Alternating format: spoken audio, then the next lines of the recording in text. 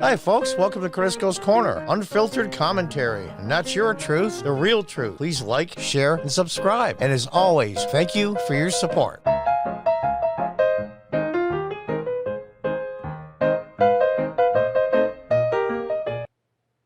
Hi, folks. Welcome back. I'll tell you, this hits really close to home.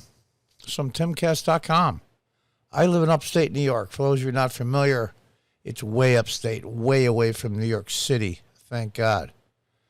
New York City, unfortunately, has its influence on this area, but that's another story for another day. This is scary stuff. Now, I'm going to do a story on what New York State is proposing, and then I'm going to do a follow-up story on, I think, I'm calling for, and many others have called for as well, upstate New York to secede from New York City, to separate, to become its own state. I'm going to talk about the COVID rules that they're proposing, and then a different video I'm going to show you the layout of New York State and how I think it should work and how it should be done. And if New York City doesn't allow us to leave, then all hell might break loose. But I'm calling for the immediate secession of upstate New York from New York City. We're not leaving the United States. We're not leaving the Union or any of that stuff. Just leaving New York. They want to run their own business. Let them run their business. Upstate New York has very, very little to do with downstate. Socially, politically, economically, the works. Very much like Virginia at the outbreak of the Civil War, West Virginians seceded from Virginia. So there is precedent. So I want to hear there's not precedent. It's about time. It's been talked about for decades. Let's read the story. Changes in New York State's public health laws will mean more vaccine requirements and new authority for the governor. Now, I can't read all of this. It's a really long article. I'm just going to read part of it, and I'm going to leave the link in the description to the article itself if you want to read it all, or you can stop the video. The 5 bills which are currently in committee ahead of the next legislative session are designed to increase vaccination rates across the states. Some bills would mandate vaccines in schools and daycares. Another would make vaccination a requirement for those in college. And here's the one here.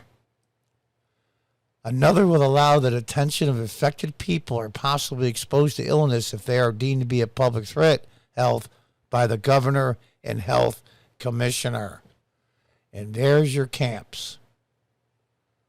One lawmaker has proposed getting rid of the religious exemptions, permitting only medical exemptions. If delivered to the governor's desk and signed, the requirements were some of the strictest inoculation laws in the country. 4 of the 5 bills are by the same person, Assembly Member Jeffrey Dinowitz, who represents District 81 in the Bronx. Of course he does. Unbelievable. Unbelievable. And there's one here, one sponsor. They want to put COVID-19 in the list of diseases that parents or legal guardians are required to inoculate their children against. The list includes mumps, measles, diphtheria, tetanus, pneumonia, I can't pronounce that. I'm assuming it's pneumonia disease, and hepatitis B. Now, here's the thing. The current COVID vaccines do not inoculate you and make you safe from COVID. Mumps does, measles does, diphtheria does, tetanus does, and Hep B does. That's the difference. And the fact of the matter is, even if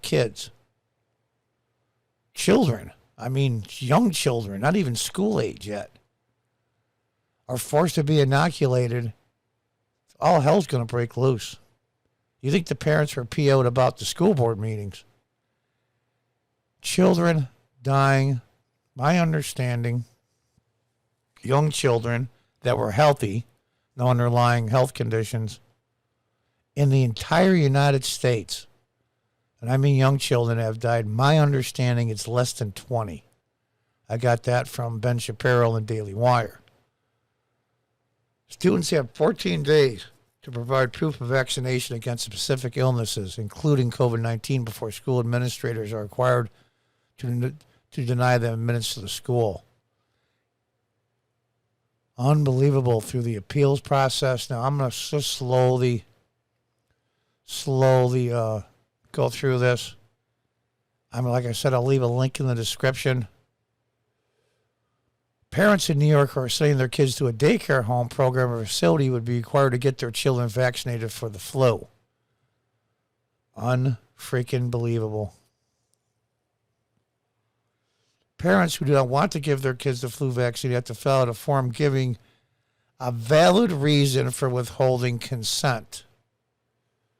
Without it, health officials in the public employ or a school physician or nurse will be allowed to give consent for the unvaccinated child to get the flu shot.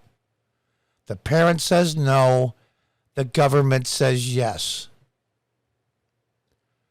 This is the last straw for me. It's breaking my heart because I don't want to move. I have a place to move in Tennessee tomorrow, but I have my mother still here. She's in her mid-80s. I still own a house here. I have sold my business. I want to stay here. It's my hometown. It's where I grew up. This applies to anyone born after 1957 who attends college in either a full or part-time capacity. Well, that's a 65 bracket. I was born in 1956. I turned 65 last month. According to the bill, the requirement will go into effect 30 days after the Food and Drug Administration approves a biological license for a COVID-19 vaccine. And I'm just going to breeze through the rest of this. The Autism Association, you can stop the video at any time to read any of this text. Unbelievable. If passed, the bill will require our health care providers to report all immunizations administered to anyone over the age of 19 in New York City, the Department of Health, to a regional health information, a database. Papers, please. This is very similar to Nazi Germany, folks. I'm telling you, this is the beginning steps. It always starts out small. You ask any of the surviving Jews from World War II in Germany and some of the conquered countries by the Nazis, and they all say the same thing. Why didn't you flee? They said because it came in steps, incrementally, over time. I said, well, all right, so we got to wear a star on our coats, big deal. And then it picked up, and then it picked up, and then it picked up, and another, and another, and another, and then it was too late. Am I comparing New York State officials to Nazis? Of course not. I'm talking about the overreach of government. Always turns out badly. Nurses and pharmacists would have 2 weeks to report vaccinations to the state. Unbelievable. Now I'm going to say, and just to be clear, I know both my representatives, one fairly well, one assembly member and one New York State Senate member. I'm not going to go into details on them personally. I know one somewhat well. The other one I know pretty good. And I haven't gotten their reactions yet.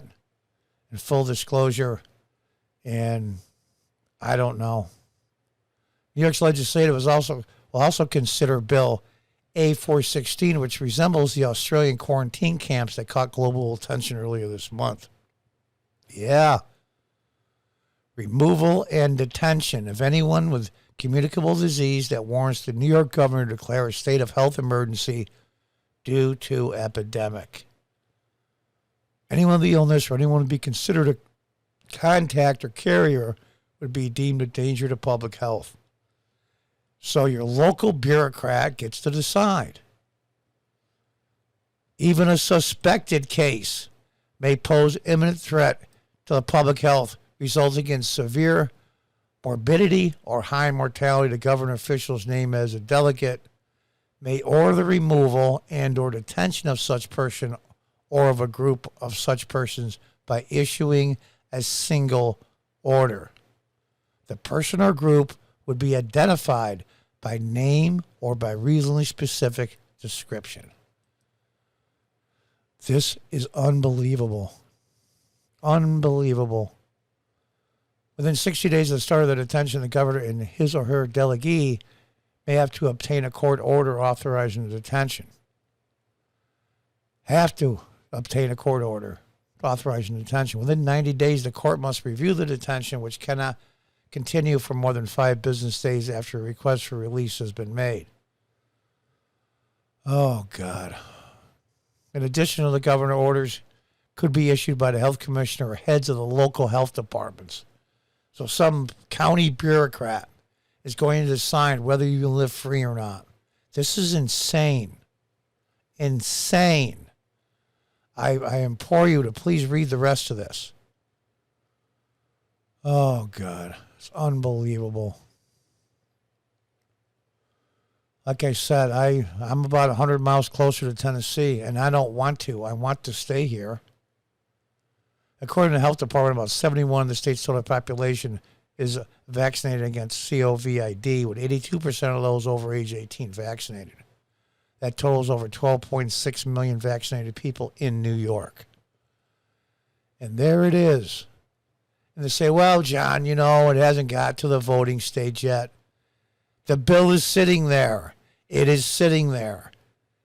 Now, granted, it used to be not too many years ago, less than 10, there was a tiny, tiny majority of the Republicans in the New York State Senate.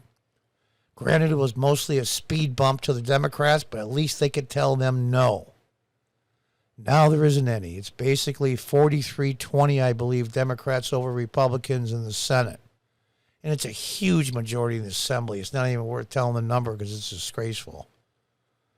Unbelievable. This is what's coming, folks, to a state, in a county, in a city near you.